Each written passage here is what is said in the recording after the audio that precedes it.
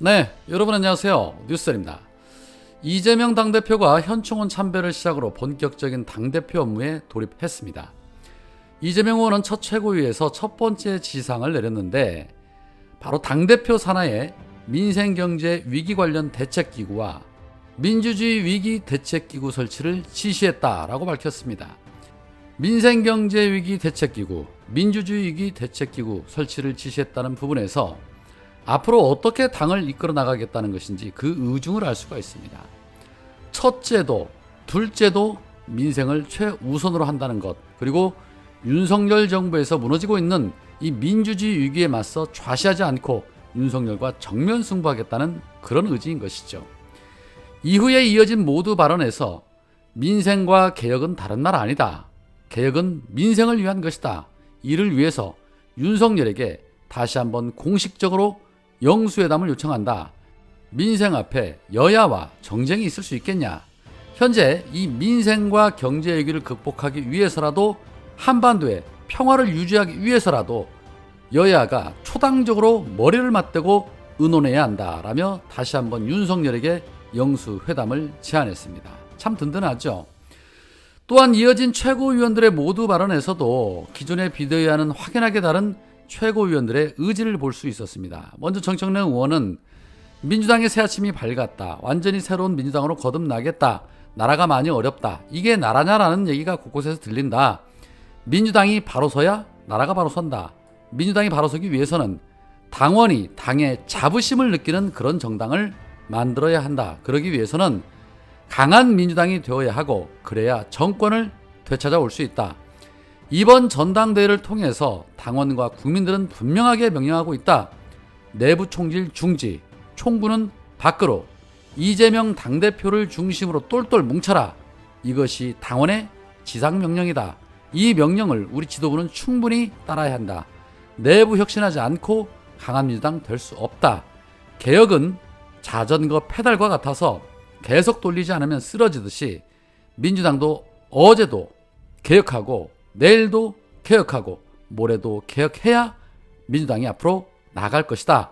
당을 바꾸지 않고 정권 바꿀 수 없다라면서 본인도 그 길에 앞장서겠다라고 말을 했고, 박찬대 의원, 서영교 의원, 장경태 의원 역시도 윤석열 정부에 맞서겠다는 결연한 의지와 함께 김건희 특검 그리고 국정조사 등을 이어가겠다라고 밝히면서 든든한 모습들을 보여줬습니다.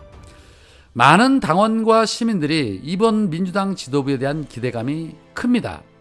기대가 크면 실망도 크다라는 말이 있는데 이번만큼은 실망보다는 기쁨을 안겨주는 그런 지도부가 되기를 바랍니다. 이재명 의원은 오후에 문재인 대통령 사저를 방문하기로 되어 있는데 첫 외부 일정으로 문재인 대통령 사저를 방문한다는 것, 나도 친문이다. 당내 친문이라고 주장하는 이 호박계 의원들, 이제 더 이상 내 발목 잡지 말고 나한테 총구 겨누지 말고 우리 통합해서 함께 잘해보자 라는 의미가 있다고 보여집니다. 당대표라 해서 내 맘대로 내 뜻대로 다 할 수 있는 것은 아니죠. 당 내부가 하나가 되어야 저들과 싸울 수 있기 때문에 통합을 먼저 시도하는 것입니다. 이처럼 이재명 대표는 오로지 국민만을 위해 한 걸음씩 움직이고 있는데 이 윤석열과 한동훈 패거리들 오로지 이재명 죽이기에 혈안이 되어 있습니다. 오늘 경찰이 백현동 옹벽 아파트 개발 의혹 사건과 관련해서 이재명 의원을 공직선거법 위반 혐의로 수원지검 성남지청에 사건을 송치했다고 밝혔습니다. 지난 국정감사에서 이재명 의원이 국토부를 협박했다는 고발에 따른 것입니다. 당시에 이재명 의원은 국정감사에서 해당 아파트 부지 용도 변경에 대한 의혹들을 제기하자 이렇게 말했습니다. 성남시 분당구 백현동 부지의 4단계 종상향에 대해서 국토교통부가 직무유기로 문제 삼겠다고 시를 협박해 어쩔 수 없이 용도 변경을 해준 것이다 라고 반박했습니다. 그런데 이 같은 발언에 대해서 국토부 노조는 부지 매각에 대한 정당한 업무 절차를 협박으로 표현하는 것은 공무원 노동자에게 마음의 상처를 주는 것이고 공무 처리를 위축시키는 발언으로 지극히 부적절한 표현이다라고 주장을 했었고, 이에 국임당은 오히려 당시 시가 용도 변경에 선을 긋다가 돌연 입장을 바꾼 사실이 공문으로 확인이 됐다. 이재명 의원의 발언을 문제 삼아 허위사실 공표죄로 고발을 한 것입니다. 이에 경찰은 국토부 협박은 사실과 다르다며 이 사건을 검찰로 송치한 것입니다. 아주 그냥 발광들을 하죠. 이에 검찰은 대선 선거일 공소시효가 만료되는 오는 9월 9일 이전에 이재명 의원의 기소 여부를 가릴 예정이라고 합니다. 검찰과 경찰, 언론의 단결된 모습을 우리는 보고 있습니다. 표창장 하나로도 그 난리를 피우며 대국민 선동하는 자들인데 어린아시겠습니까? 가짜않지도 않은 걸로 또 이재명 주의계 혈안이 되어 있는데 택도 없습니다. 한동훈이 서울신문과의 인터뷰에서 이런 말을 했지요. 검언유착 사건 의혹 등으로 검찰 수사를 받던 것과 관련해서 조작과 선동으로 내가 감옥에 갈 수도 있겠다는 생각에 각오를 했었다라는 말을 했습니다. 참 기도 안 차죠. 조작과 선동의 대명사가 누구인지 국민들이 다 알고 있는데 어떻게 저런 말이 나올 수 있을까요? 후한무치의 극치를 봅니다. 한편 윤석열이 오늘 출근길에 개그 한마디를 던졌죠. 윤석열은 가장 중요한 기관인 대통령실은 국민에게 가장 헌신적이고 가장 유능한 집단이 돼야 국민에게 제대로 봉사할 수 있다. 국가에 대한 헌신적인 자세, 업무 역량이 늘 최고도로 유지돼야 한다고 생각한다라고 입을 털었습니다.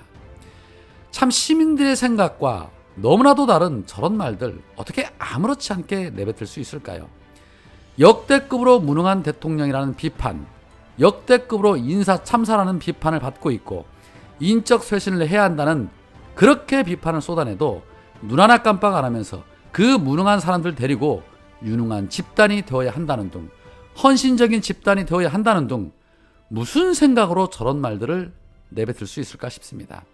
답을 알면서도 안 하는 것인지 못하는 것인지 알 수는 없으나 가능하지도 않은 얘기 떠드는 거 듣는 거 지겹죠. 방법은 간단합니다. 이렇게만 하면 되죠.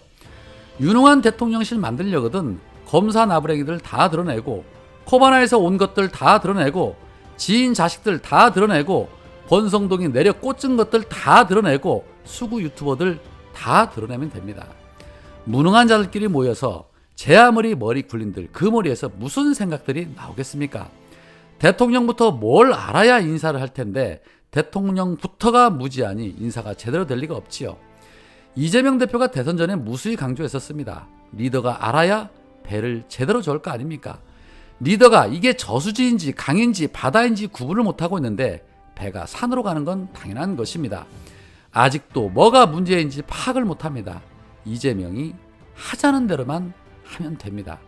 오죽하면 당신 같은 대통령에게는 정부 포상을 받는 것이 치욕이라며 이철기 동국대 교수가 정년 퇴임을 앞두고 정부 포상을 포기했겠습니까? 이철기 교수는 본인의 페이스북을 통해 이렇게 말했습니다. 교직자와 공무원이 정년을 하면 연수에 따라 훈포장을 준다. 안 받겠다고 하니 자필로 사유를 적어내야 한단다.